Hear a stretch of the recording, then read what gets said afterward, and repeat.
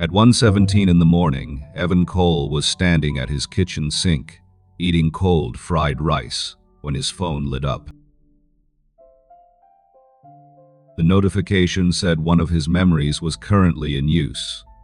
Across the city, a stranger reclined in a white chair and entered the hospital corridor Evan had walked 3 years earlier. A vending machine glowed at the end of the hall. Maggie's door stood half open. A nurse stepped out and asked, "Are you family?" When the session ended, the platform gave the memory 5 stars.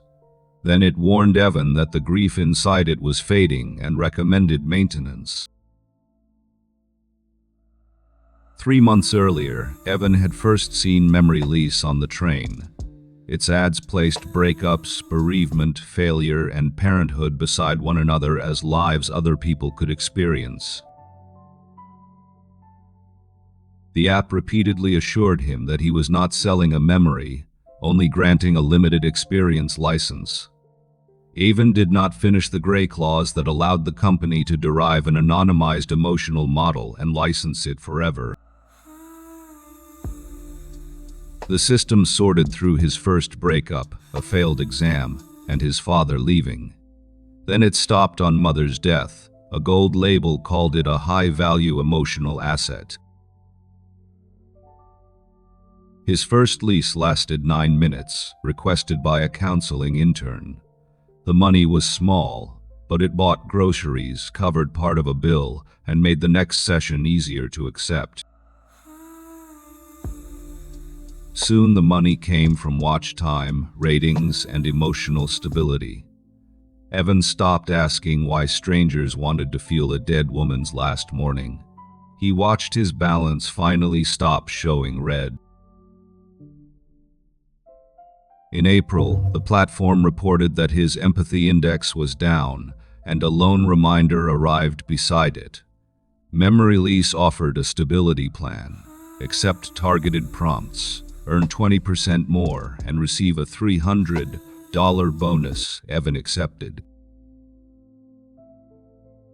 When the money appeared, relief came first. Then Evan understood what the company had paid for, making sure he did not get better. After that, the prompts chose their own time. Whenever his score slipped, the phone pulled him back to 4:06 a.m. Cartwheels, a distant elevator, rubber soles on vinyl floor.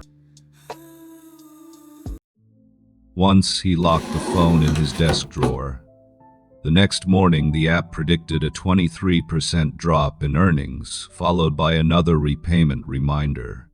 He opened the drawer again. One evening in May, raisin bread drifted out of a bakery. His mother used to make it on Sundays. Evan tried to picture her apron the way she stood by the oven and found nothing. What came instead was half a cup of water, a crease at the lower right corner of a sheet, and the fact that her left hand had been colder than her right. The parts the platform needed were painfully clear. Mother's death had a clarity score of 97, in the top 3% of comparable memories. Evan submitted his first pause request. The system did not refuse. It showed him debt climbing and a gray button to continue. He pressed it anyway. The next day, a human representative said a long-term viewer was using the memory for bereavement therapy, and an interruption could affect treatment. Evan asked, "Is that his treatment or my life?" The representative paused for 1 second. "Your memory has developed derivative value," she said. Evan ended the lease, disabled the notifications, copied the photos and voice messages to a drive, and cleared out his mother's apartment. He packed an apron, keys, and a chipped bowl, yet still saw hospital walls and curling tape. The day before the contract ended, MemoryLease offered memory unbinding, remove the burden created by commercial use and return the memory to a natural state. Even asked if it would take anything from his mother. They repeated the old promise: important relational memory would remain untouched.